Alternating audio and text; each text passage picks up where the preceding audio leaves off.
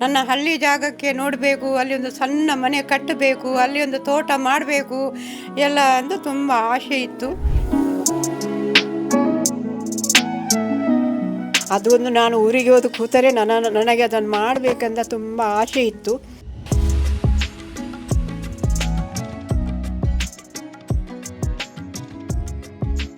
ಬೀಸಾಡಲಿಕ್ಕೂ ಸ್ಥಳ ಇಲ್ಲಲ್ಲ, ಬೀಸಾಡಿದರೂ ಕಸ ಆಗ್ತದಲ್ಲ, ಕಸದಿಂದ ರಸವನ್ನು ಮಾಡಿದ್ದೇನೆ. ಕಲೆ ಎಂಬುದು ಯಾರು ಬರಸುತ್ತಲ್ಲ, ಆಸಕ್ತಿ ಇದ್ದರೆ ಯಾರು ಬೇಕಾದರೂ ಕಲೆಯನ್ನ ಒಲಿಸಿಕೊಳ್ಳಬಹುದು ಎಂಬುದಕ್ಕೆ ಇಲ್ಲಿದ್ದಾರೆ ಉತ್ತಮ ಉದಾಹರಣೆ. ಮುಲ್ಕಿ ಪಕ್ಷಿಕೆರೆ ಸಮೀಪದ ಕೆರ್ಮಾಲ್ ಗ್ರಾಮದ ನಲ್ಲೆಕುದ್ರು ನಿವಾಸಿ 51 ವರ್ಷದ ಸುಮತಿ ಶೆಟ್ಟಿಯವರು ಕಳೆದ ಹಲವು ವರ್ಷಗಳಿಂದ ಹಳೆಯ ತ್ಯಾಜ್ಯ ವಸ್ತುಗಳನ್ನು ಉಪಯೋಗಿಸಿ ಅನೇಕ ರೀತಿಯಲ್ಲಿ ತಮ್ಮದೇ ಕಲ್ಪನೆಯಲ್ಲಿ ಅವುಗಳಿಗೆ ಜೀವ ತುಂಬುತ್ತಿದ್ದಾರೆ.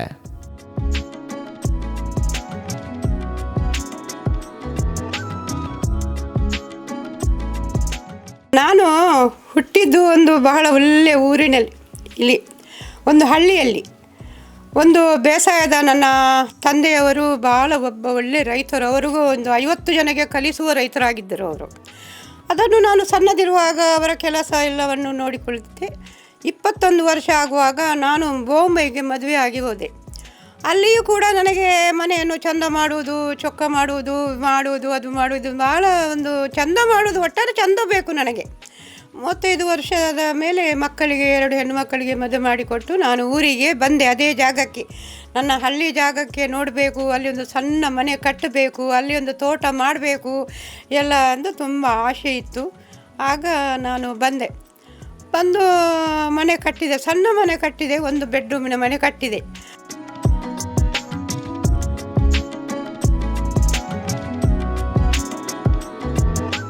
ತೆಂಗಿನಕಾಯಿಗೆ ಗಮ್ಮನ್ನು ಬಳಸಿ ಅಂಟಿಸಿ ಬಣ್ಣ ಬಳಿದು ಹೊಸ ರೂಪ ನೀಡಿದ್ದಾರೆ. ತ್ಯಾಜ್ಯ ವಸ್ತುಗಳನ್ನು ಉಪಯೋಗಿಸಿ ತಮ್ಮದೇ ಕಲ್ಪನೆಯಲ್ಲಿ ಜೀವಕಳೆ ನೀಡಿದ್ದಾರೆ.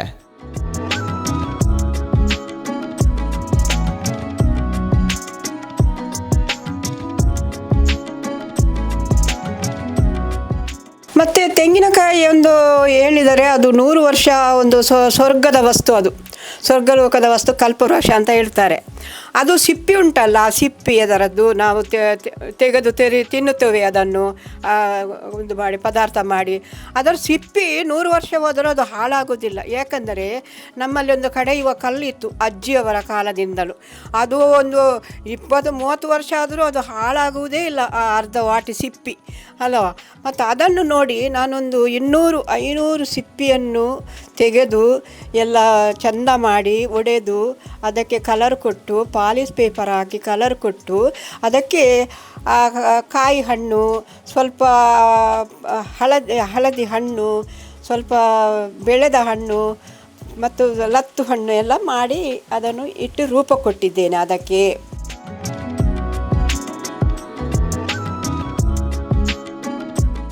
ಹಳೆಯ ಟೈರ್, ಮಣ್ಣಿನ ಮಡಿಕೆಗಳಿಗೆ ಬಣ್ಣ ಬಳಿದು ಮನೆಯ ಮುಂಭಾಗ ಇರಿಸಿದ್ದು, ಇನ್ನು ಒಂದು ಜಾತಿಯ ಹುಲ್ಲನ್ನು ತಂದು ಅದನ್ನು ಒಣಗಿಸಿ ಬೇರೆ ಬೇರೆ ಆಕೃತಿಯ ಬುಟ್ಟಿಗಳನ್ನು ಹೆಣೆದಿದ್ದಾರೆ.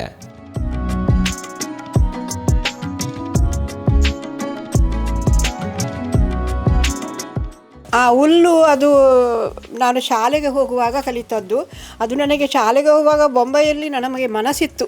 ಅದು ಒಂದು ನಾನು ಊರಿಗೆ ಹೋದ ಕೂತರೆ ನನಗೆ ಅದನ್ನು ಮಾಡಬೇಕಂತ ತುಂಬ ಆಸೆ ಇತ್ತು. ಮತ್ತು ನಾನು ಅದನ್ನು ತರಿಸಿ ತಂದು ವರ್ಷಕ್ಕೆ ಒಮ್ಮೆ ಆಗೋದು. ಅದು ಅವಳು 15 ದಿವಸದೊಳಗೆ ತೆಗಿಬೇಕು ಅದನ್ನು. 15 ವರ್ಷದ ತೆಗೆದು 5 ದಿವಸದೊಳಗೆ ಅದನ್ನು ಬುಟ್ಟಿ ಮಾಡಬೇಕು. ಬೇಕಾದರೆ ಪುನಃ ಹೋಗಬೇಕು ಮರುದಿವಸ. ಈಗ ನಾನು ಏನು ಮಾಡ್ತೇನೆ, ಕೆಲಸದವರಿಂದ ತರಿಸ್ತೇನೆ. ಅವನಿಗೆ ಸ್ವಲ್ಪ 500 ರೂಪಾಯಿ ಕೊಟ್ಟು ಅವರು ತರ್ತಾರೆ. ನಾನು TV ನೋಡುವಾಗ ಅವನ್ನು ಮಾಡಿ ಇಡ್ತೇನೆ. ಮಣ್ಣು ಇದು ಪೈಪು ಎಲ್ಲ ಮನೆಗೆ ತಂದ ಎಲ್ಲ ಪೈಪ್ ಉಂಟಲ್ಲ, ಅದನ್ನೆಲ್ಲ ತೊಳೆದು ಅದಕ್ಕೆ ಕಲರ್ ಕೊಟ್ಟು ಅದನ್ನೆಲ್ಲ ಶೃಂಗಾರ ಮಾಡುವುದು.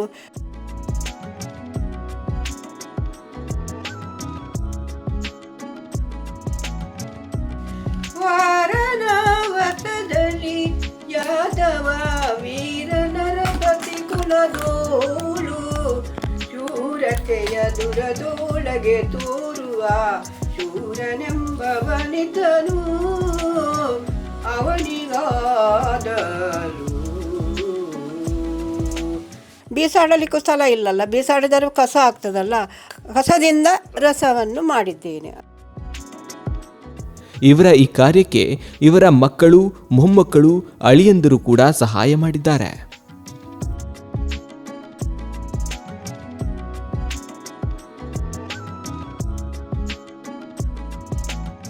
ಅದು ಹೀಗೆ ಮಾಡ್ತಾ ಮಾಡ್ತಾ ಮಾಡ್ತಾ ನಾವು ಹೋಗಿ ಇದು ತುಂಬ ಪ್ರಸಿದ್ಧಿ ಆಯಿತು ನನ್ನದು. ನಾನು ಇದನ್ನೆಲ್ಲ ಕಸದಿಂದ ರಸ ಮಾಡಲಿಕ್ಕೂ ಶುರು ಮಾಡಿದೆ. ಮತ್ತು ಅವರು ಬಂದವರಿಗೆ ತುಂಬ ಖುಷಿಯಾಯಿತು, ಮಕ್ಕಳಿಗೆ, ಅಳಿಯನಿಗೆ, ಮಕ್ಕಳಿಗೆ, ಮೊಮ್ಮಕ್ಕಳಿಗೆ ಎಲ್ಲ ಭಾಳ ಖುಷಿಯಾಯಿತು.